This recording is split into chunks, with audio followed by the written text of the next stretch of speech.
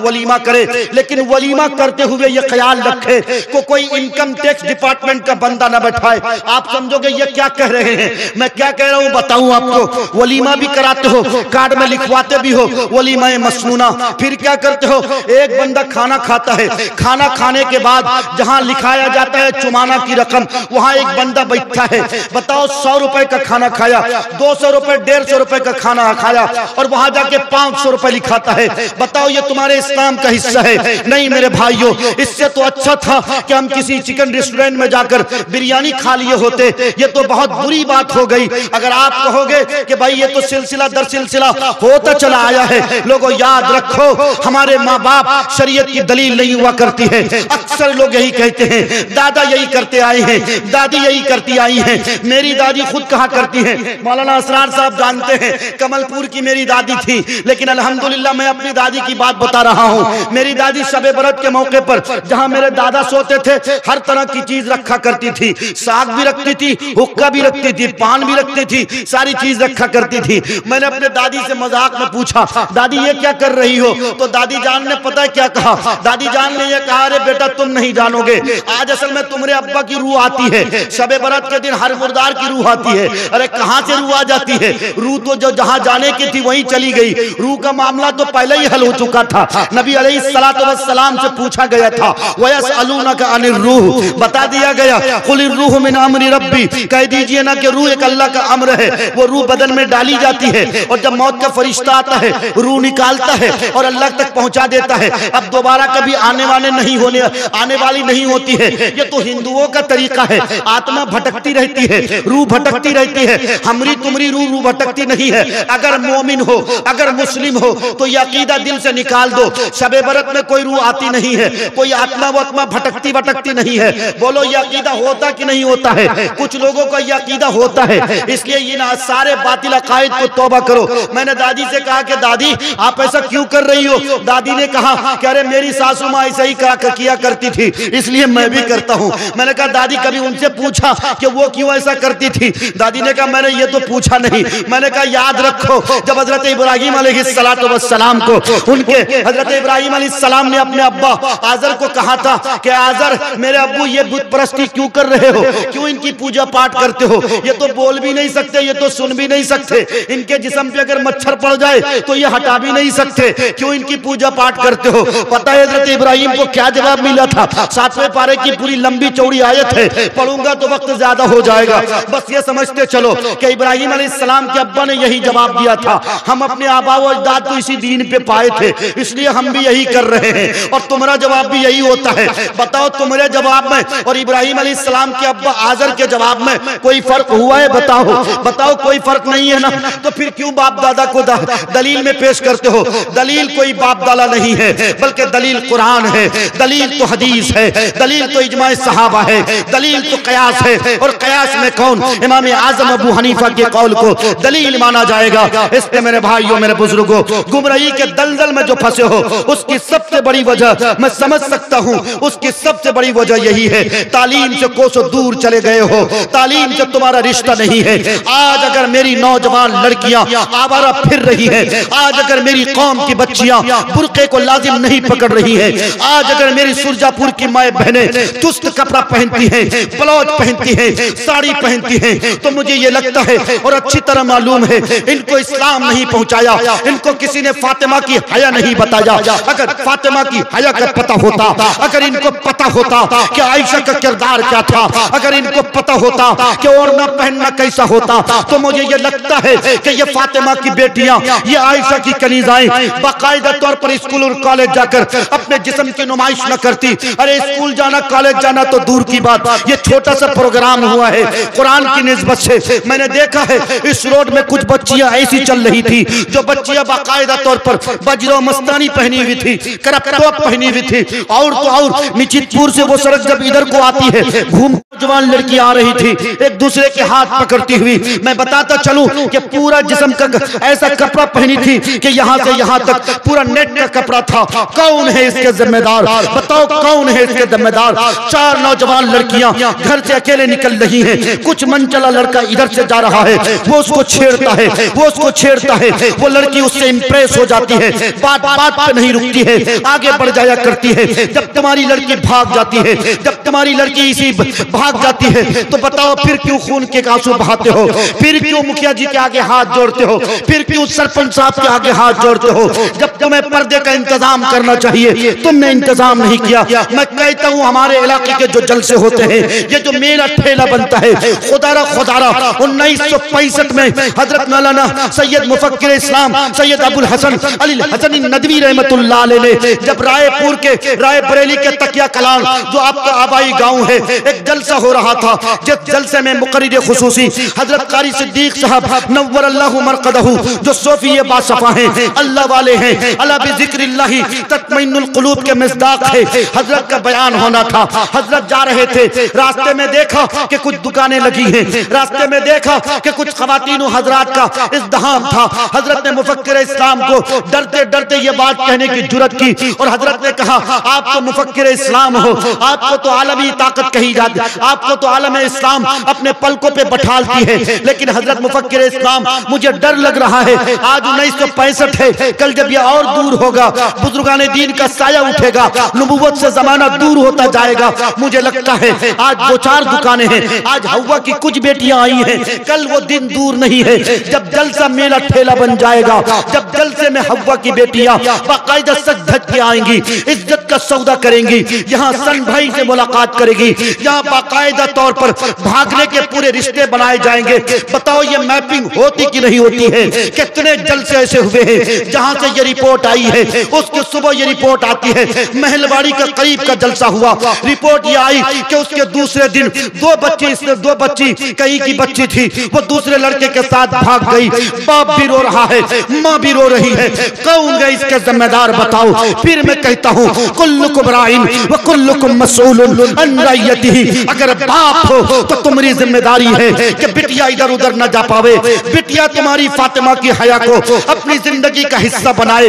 अगर तुम बड़ा भाई हो तो तुम्हारी जिम्मेदारी ये है कि तुम्हारी बहन की आंख की इज्जत कोई सौदा न कर पावे। और नौजवानों, मैं तुमसे भी कहता हूँ, तुम बाकायदा तौर पर अपनी आंखों से बिजलियां गिराते हो। तुम किसी की बहन को, किसी की बेटी को ये कहते नहीं थकते हो आई लव यू, ये कहते नहीं थकते हो बहुत खूबसूरत हो। और नौजवानों, तुम्हें इस बात की फिक्र नहीं है।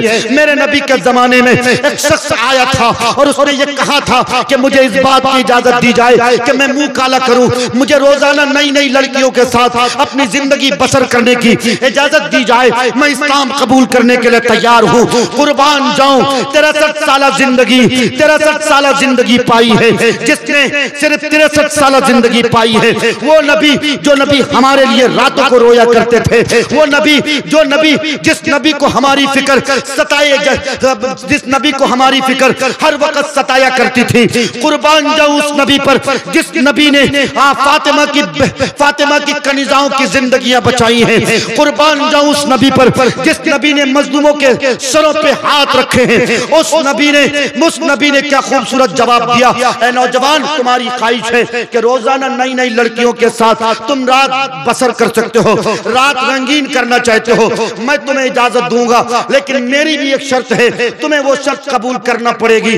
जब वो नौजवान ये बात सुना तो सुनकर मुस्कुराया और कहने लगा, हजरत आप जो भी शर्त रख दो मुझे मंजूर है, लेकिन मुझे इस बात की इजाजत दे दी जाए। मेरे नबी ने कहा ठीक है, मैं इजाजत दूंगा, लेकिन मेरी शर्त यह है कि 4 तरह की औरतें नहीं होनी चाहिए।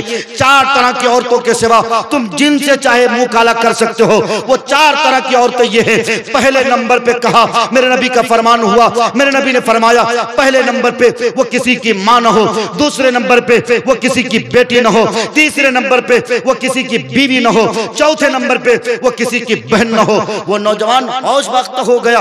उस नौजवान ने कहा, आप इजाजत दे रहे हैं या जाल में फंसा रहे हैं? मेरे नबी ने मुस्कुराया, तबस्सुम फरमाया और तबस्सुम फरमाया, ए नौजवान मुझे बताओ, तुम बताओ, दिल पे हाथ रख के बताओ, अगर तुम्हारी माँ के साथ कोई छेड़खानी करे, अगर तुम्हारी माँ की इज्जत पे कोई डाका डाले तो तुम बर्दाश्त कर सकते हो। उस नौजवान ने कहा बर्दाश्त करना तो दूर की बात, उसके बकिए उधार के रख दूंगा। फिर मेरे नबी ने फरमाया, ए नौजवान मुझे बताओ, अगर तुम्हारी बेटी की इज्जत पे कोई डाका डाले क्या तो तुम बर्दाश्त कर सकते हो?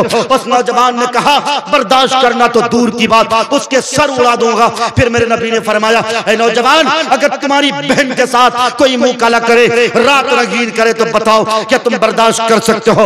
उस नौजवान ने कहा नहीं नहीं, हरगिज़ बर्दाश्त नहीं कर सकता। फिर मेरे नबी ने फरमाया, ए नौजवान बताओ, अगर तुम्हारी बीवी के साथ कोई बिस्तर गर्म करे क्या तुम बर्दाश्त कर सकते हो? उस नौजवान ने कहा नहीं, बर्दाश्त नहीं कर सकता। अगर कोई ऐसा करेगा इतना मारूंगा कि उसकी बूटी बूटी करके कव्वे और चील को खिला दूंगा। फिर मेरे नबी ने फरमाया, तुम दूसरे के लिए ये पसंद नहीं करते, लेकिन बताओ तुम जिसके साथ मुंह काला करोगे, तुम जिसकी इज्जत नोचोगे, तुम जिसके साथ रात रंगीन करोगे, तुम जिसके बिस्तर को गर्म करोगे, वो भी तो किसी की माँ होगी, वो भी तो किसी की बहन होगी, वो भी तो किसी की बेटी होगी, वो भी तो किसी की बीवी होगी। और नौजवानों, कुरान ने कहा है अल खबीसातु लिल खबीसीन वत्तय्यबातु लित्तय्यबीन। तुम चाहते हो कि 14वीं की चांद लड़की मिले, तुम चाहते हो कि पाकबाज लड़की मिले, तुम चाहते हो कि सीरत याफ्ता लड़की मिले, इसके लिए तुम्हें सीरत अच्छी करना पड़ेगी, इसके लिए खुद भी तुम्हें आंखों की हिफाजत करना पड़ेगी। मेरे नबी ने फरमाया था अल-ऐनानी तज़नियान व ज़िनाहुमा अन-नज़्र वल फर्जु युसद्दिक़ु ज़ालिका औ युकज़्ज़िबु। रवाहु मुस्नद अहमद। याद रखो नौजवानों, सबसे पहले आंखें ज़िना करती हैं। जब आंख गलत देखती है तो दिल में गलत ख्वाहिशात अंगड़ाइयां लेती हैं। इसलिए मेरे नबी ने फरमाया सबसे पहले तुम्हें आंख की ज़िना से आंख की हिफाजत करनी है। नौजवानों, हाथ उठा के वादा करो, करोगे इंशाअल्लाह? वादा करते हो इंशाअल्लाह? नौजवानों, ज़िना एक कर्ज है, कर्ज है। नौजवानों, तुम्हारे मोबाइल में अभी भी अगर किसी का नंबर है फौरन डिलीट करो। करते हो? वादा करोगे डिलीट इंशाअल्लाह? और ये जो मेरे नौजवान कुछ साथी आगे खड़े हैं जिनके हेयर स्टाइल सलमान खान से मिलते हैं, क्या कब्र में तुम्हारा हाल सलमान खान के साथ होना है? कलमे वाली मौत नसीब नहीं होनी चाहिए क्या? ए नौजवानों, याद रखो, जैसी शक्ल बनाओगे, जैसी जिंदगी, जिसको अपनी जिंदगी का रोल मॉडल बनाओगे, जिसको अपनी जिंदगी का आइडियल बनाओगे, याद रखो तुम्हारा हशर भी उन्हीं के साथ होना है। इसलिए चाहते हो कि कब्र के मामलात अच्छे हों, चाहते हो कि कब्र में सुकून की जिंदगी नसीब हो, चाहते हो कि कब्र की खिड़की को जन्नत की खिड़की से कनेक्शन कराए जाए, तो इसके लिए जरूरी है कि तुम्हें नबी का सच्चा गुलाम बनना पड़ेगा। करते हो? वादा बनोगे इंशाअल्लाह? दाढ़ी को फ्रेंची कट कटाओगे इंशाअल्लाह? माशाअल्लाह माशाअल्लाह। और गुटका पुड़िया, मसाला पुड़िया जो बार बार थूक के हो, करोगे इंशाअल्लाह? और हाँ, ये हल्का, ये पर्ची हालांकि मेरे पास आ गई है जिस काम के लिए, लेकिन हमारे दादा अच्छा मौना भी बैठे माशाअल्लाह। ये महलबाड़ी का हल्का, इस्लामपुर का हल्का, माशाअल्लाह। यहाँ के नौजवानों का तो और बड़ी कुर्बानियां हैं। अपने समाज को बुराइयों की आग में धकेलने के जिम्मेदार ये कुछ नौजवान हैं। आप कहोगे कैसे? हाँ, सुरजापुरी कॉमेडी छेला को बुरा नहीं छे। और क्या कहने भाई, पैसा कमाते हो, मुबारक हो आपको, आपको पैसा कमाना, मैं बुरा नहीं कहता आपको, लेकिन ये हुलू लुलू की जो एक्टिंग करते हो बंद करो करना भाई। कितनी वायरल हो गई वीडियो, लेकिन हमारी तकरीर को कोई वायरल नहीं करेगा। क्या सुनोगे इन मौलवियों को? ये तो खामखा वही पुरानी बात करता है। हम बात करें अगर तुम्हारी जिंदगी के बेहतर को, हम बात करें तुम्हारे कब्र के मामलात के दुरुस्तगी को, ये पुराने लोगों की बात हो गई। और तुम अपने आप को हुलुलुलु बना के पेश कर दो और कौम की बच्चियों को आवारा कर दो। कोई लड़की की शक्ल बनाता है, क्या पता यार जिस टाइम तुम लड़की की शक्ल इख्तियार करते हो उसी वक्त अगर मलकुल मौत आ गया तो क्या करोगे? बेचारा वो भी परेशान हो जाएगा। ये कौन सी मखलूक है? सोचो, इदा जाअ अजलुहुम ला यस्तखिरून सा, मौत तो बहरहाल एक सेकंड की मोहलत नहीं देती साहब। और कब आएगी, किस वक्त आएगी, कुछ नहीं पता। क्या पता तुम कॉमेडी बनाते बनाते एक्टिंग कर रहे हो और उसे एक्टिंग की हालत में मौत हो जाए। बॉलीवुड का मुंबई का एक नौजवान था ना, जो गाड़ी चलाते हुए डांस के प्रोग्राम में जा रहा था, डांस के प्रोग्राम के करीब ही उसकी इतनी भयानक मौत हो गई कि उसके पृष्ठ उड़ गए। बताओ कितनी भयानक मौत हुई उसको, अंजाम कैसे हो गया। इसलिए मैं कहता हूं, आप सबसे नौजवानों से हाथ जोड़ के कहता हूं और माँ बहनों से कि तुम्हारा इडा जो फैशन बने लीस एटा सुरजापुरी गाना चाहिए पूरा नीचे, एटा सुरजापुरी कमेटी चाहिए देखना चाहिए, ये गलत है। अरे इसको तो ज्यादा समझते हो, इसको तो ट्रांसलेट और तर्जमा करने की कोई जरूरत ही नहीं होती है। ये तो तुम्हारे बिल्कुल दाल भात की तरह वाली जुबान है, वो तो उससे बढ़िया उर्दू वाला गाना था। बताओ ये बेहयाई वाली बात है कि नहीं है। और नौजवानों हमें जागना पड़ेगा, आपको जागना पड़ना। आप हो अपने कौम के चौकीदार, आप हो अपने कौम के मुस्तकबिल के ताबड़ाक सितारे। तुम जागोगे इंशाअल्लाह ये कौम जागेगी। और लोगों याद रखो, आज पूरी दुनिया परेशान है, आज पूरी दुनिया परेशान है, हर कोई परेशानी के आलम में मुब्तला है। लेकिन कुरान ने जो कहा इन्नल्लाह ला युगय्यिरु मा बिकौमिन हत्ता युगय्यिरु मा बिअनफुसिहिम, खुदा ने आज तक उस कौम की हालत नहीं बदली, न हो जिसको ख्याल खुद अपनी हालत बदलने का। हम अपनी हालत बदलने का कोई आज़्म और इरादा लेके आए नहीं है। बताओ जलसा सुनने के बाद कितने लोग अपनी जिंदगियों में इन बातों को लाएंगे? हाथ उठा के वादा करो इंशाअल्लाह। कौन कौन मेरा नौजवान साथी है ये वादा करे हमसे, जिसकी शादी नहीं हुई है, वो अपने वलीमे के मौके पर कोई इनकम टैक्स डिपार्टमेंट का बंदा नहीं बैठाएगा। हाथ उठा के वादा करो। आप समझे इनकम टैक्स डिपार्टमेंट का बंदा? अरे वो जो लिखा रहता चुमाना उमाना, वही है इनकम टैक्स डिपार्टमेंट। नहीं बैठाओगे ना इंशाअल्लाह। और तुम्हारे अब्बा अगर कहे कि तू बहुत बड़ा दीनदार है, मौलवियों के चक्कर में आता है, मर जाएगा बेटा। हम तो लोगों को दे दे के थके हुए हैं। वो कॉपी निकालता है, वो चेक भी करता है। हम फला के बेटे की शादी में 300 रुपए दिए थे, ये कमबख्त कंजूस का मारा बताओ ये 200 रुपए लिखा के गया है और 4 थाली खाने ठूस के गया। बताओ होता है कि नहीं होता है? कैसा वलीमा है साहब? फिर क्यों मसनूना लिखते हो? फिर क्यों सुन्नत का नाम देते हो? अगर ऐसा ही वलीमा करना हो तो मैं कहता हूं ऐसे वलीमे के कार्ड में वलीमा मसनूना न लिखा जाए, बल्कि वलीमा रस्मिया लिखा जाए। जुमला हार्ड लगे तो माफ कर देना।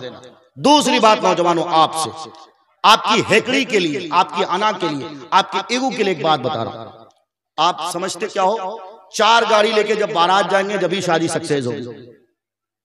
एक कैमरा में पीछे पीछे। और बेहयाई का हाल ये है, अब तुम अपनी बीवी को कैसे बरसरे आम बीच में बैठाकर ऐसे करके फोटो खिंचवाते हो और रील बनवाते हो। यार गैर करो, शर्म करो नौजवानों। तुम्हारी बीवी तुम्हारी अमानत है, तुम उसको देखो रात भर उसके चेहरे की तिलावत करो, लेकिन क्यों गैरों को दिखाते हो? तुम्हें क्या लगता है कोई गैर तुम्हारी बीवी को देखेगा? वो ललचाई निगाह से नहीं देखेगा, जरूर देखेगा। मेरी याद रखो मेरी बात। इसलिए मैं कहता हूं ये सब कैमरा उमरा हटाओ। और हव्वा की बेटी हो, कान खोलकर सुनो। तुम्हें शर्म तक नहीं आती है कि शादी ब्याह के मौके पर तुम कैसे ढोल बजाते हो, कैसे गीत गाते हो। और कुछ खूसट बुड्डियां, कुछ पुरानी औरतें ऐसी हैं, वो ये कहती शर्म तक नहीं आती, एक पैर कब्र में जा चुका है। शादी की जिंदगी बार बार हो चाहिए, एक बार हो चाहिए, कहती कि नहीं कहती है? और कुछ हमारे बुढ़वा हज़रात भी कहते हैं शादी को जिंदगी बार बार हो चाहिए, एक बार न हो चाहिए। ये बताइए आप, मौत क्या जिंदगी में बार बार आती है? एक बार ना आती है। शादी तो दोबारा हो सकती है। बीवी मर जाए देख लेना, 40 दिन भी नहीं होता दूसरी शादी कर लेता है। 40 दिन इंतजार नहीं करता है, दूसरी शादी कर लेता है। तो शादी तो बार बार हो सकती है, शादी के लिए प्रावधान है, लेकिन मौत के लिए कोई प्रावधान नहीं है। इजराइल ने दस्तक दे दी, बेल बजा दिया, घंटी बजा दिया, तैयार। अब जो कर लिया सो कर लिया, अमाल की पोटरी बंद। जो दुनिया से करके आयो बा उसका हिसाब देना। मेरे भाइयों, मेरे बुजुर्गों, ये मेरे चंद गुजारिशात थे आपसे। अल्लाह के वास्ते मैं फिर से आपको ये बताने चला हूँ, अल्लाह के वास्ते मेरी जो बातें आप तक पहुंची हैं, एक ही मेरा मकसद है कि तालीम से आपका रिश्ता मजबूत होना चाहिए। आज यहूदी जो सबसे मजबूत ताकत हो चुकी है, सुपर पावर हो चुकी है, उसकी सबसे बड़ी वजह कि यहूदी आज इकरा पे अमल कर रहा है। आज यहूदी ताकतें इकरा पे अमल कर रही हैं। आज यहूदियों के पास सबसे बड़े बड़े टेक्नोलॉजी, सबसे बड़ी बड़ी जदीद टेक्नोलॉजी की बात अगर करोगे तो तुम्हें यहूदियों की आमिल नहीं। इसलिए आज यहूदी से पूरी अरब दुनिया डर रही है, पूरे अरब ममालिक डर रहे हैं। उसकी वजह जानते हो? बस सिर्फ तालीम का पावर। ये इम्पावर इतना है कि जिस कौम के पास ये ताकत रहेगी उस कौम को कोई टस से मस नहीं कर सकती है। इसलिए मेरे भाइयों, मेरे बुजुर्गों, बहुत हो गया, बहुत हो गया। आप जिम्मेदार हो, आप जागो। पहले अपने बच्चों को मुसलमान बनाओ, पहले अपने बच्चियों को मुसलमान बनाओ। अगर आप दौलत वाले हो और अगर कोई कोचिंग सेंटर चल रहा है, कोई मेरा नौजवान साथी चला रहा है, तो मैं उनसे भी गुजारिश करता हूं किसी हाफिज और मौलवी को लेकर कोचिंग सेंटर की बुनियाद थोड़ी सही करो, उसके नहज सही करो। सिर्फ बच्चियों को तालीम देना मकसद नहीं है, बल्कि बच्चियों को तालीम के साथ साथ उनकी जिंदगियों में तरबियत